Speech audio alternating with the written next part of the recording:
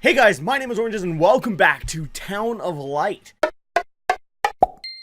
So as some of you guys know, there was a little bit of issue with my computer, but I think I got it all sorted out. So the game will run a little bit better now. So that's great. Now, let's continue with this story and see where it takes us. Because right now, I am just lost for words. She stayed with Renée during those terrible medical examinations. Okay. That's what gave her the strength to survive. They went to the gynecology ward on the first floor. First floor. Okay, so that should be up one. Yeah, I made this mistake last time because I always figured that the first floor would be the main floor. But I guess I was wrong. Unless I'm wrong again. And in which case, shit. Let's turn on our flashlight. Oh, radiology. Oh, wow, this isn't... No, we're good. We're good. Okay. Let's see. Gynecology. Okay. Open up.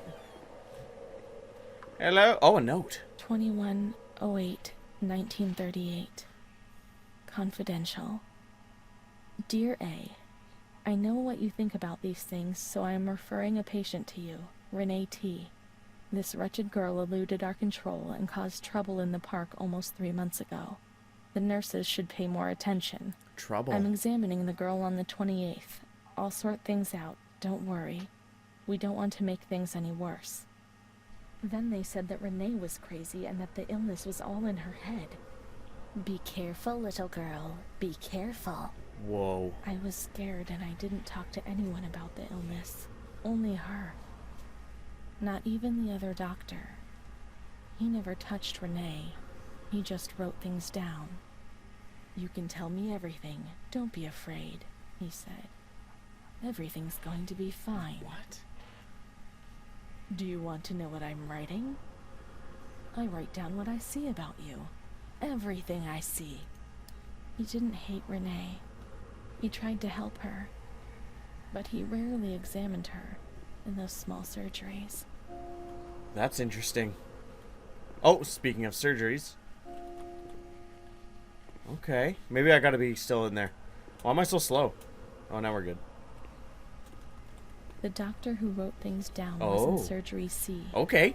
Now we gotta go to surgery C. Now, the thing I'm wondering about this game is, are we Renée? And Renée has multiple personality disorder or schizophrenia or something like that, where she refers to herself as Renée, or refers to in the third person, or as if she is somebody else looking at Renée. I don't know. But she's remembering all these conversations that if she wasn't Renée, she shouldn't know them unless she was just told. But I don't know. Let's continue. Is this B A B C? Okay. The only one with the door closed. Gotcha. Okay. Oh, that's horrifying. That is horrifying. What is this? Bloop. Case file. Read me some stuff. March 1938. Renée T, 16 years old, menarche at the age of 12. Menarche? Housewife. Father unknown, mother a seamstress.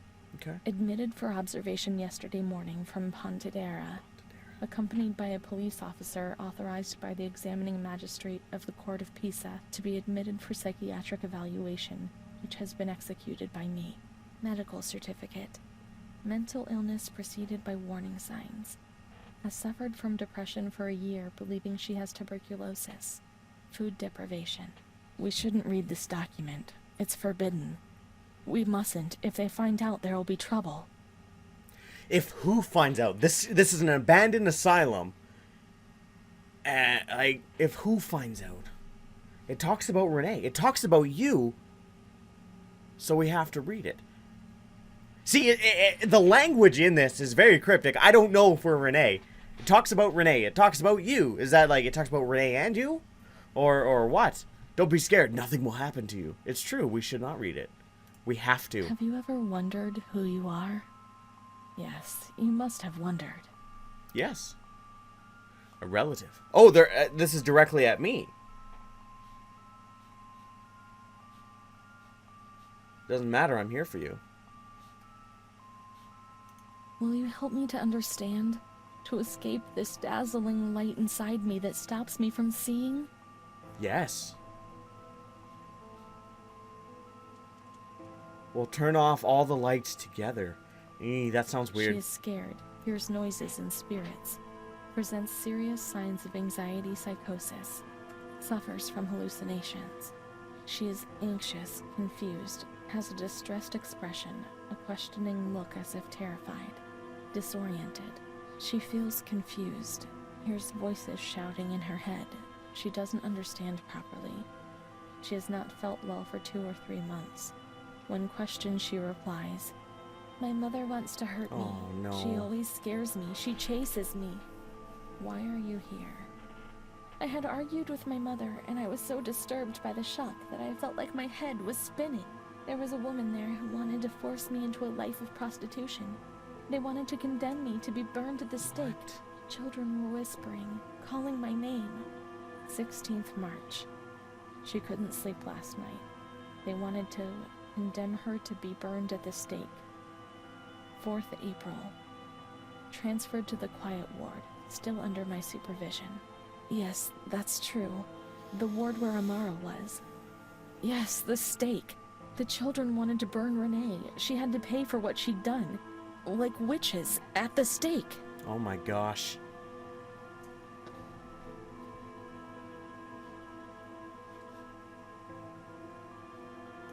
So many things frightened me. The system I lived in was all built on fear and light.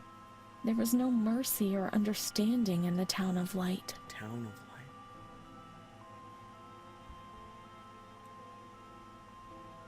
Telling somebody, anybody, that what they saw was not there, it's a slap in the face. I mean, because they saw it, to them, it was real. I'm going to answer these questions like how I would as myself. And if this was me talking to this girl, I would say it must have been horrifying. Or that must have been very traumatic for you. 21st April. Let's go on. She's more awake this morning and responds to questions. She complains of headaches. Okay. She became emotional when she found out that her mother was there. She says that one day, years earlier, when she was with a friend of hers, she met a guy who made her get into a car and took her for a ride. Oh. There, she was made to smoke cigarettes and drink spirits, and that guy showed her certain things. He tried to hurt her and made her go crazy. She says that he promised to marry her and made her swear to keep it a secret. These details were roughly confirmed by her mother. After that, she became domineering, impatient, and hostile to her family, especially her mother. She started taking off her clothes in public, going from laughter to tears without warning. She rants, masturbates. I can't remember these things, only the guilt, the stake. I know that I deserve to pay for that guilt. I knew it even then. We're playing as Renée. Definitely.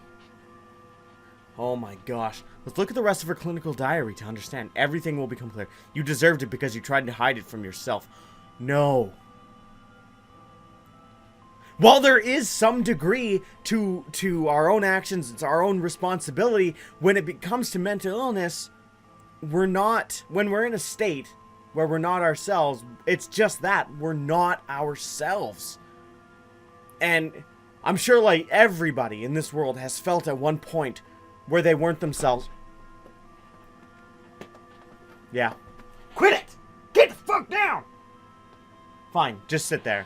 We've all felt sometime where we weren't ourselves, whether if we're depressed or we're feeling down because we just got through a breakup or we didn't get what we wanted. There was times where we felt like we weren't ourselves and our actions were a little bit different than what we normally would have done. Whether you're slightly agitated, you go to work, you snap at somebody.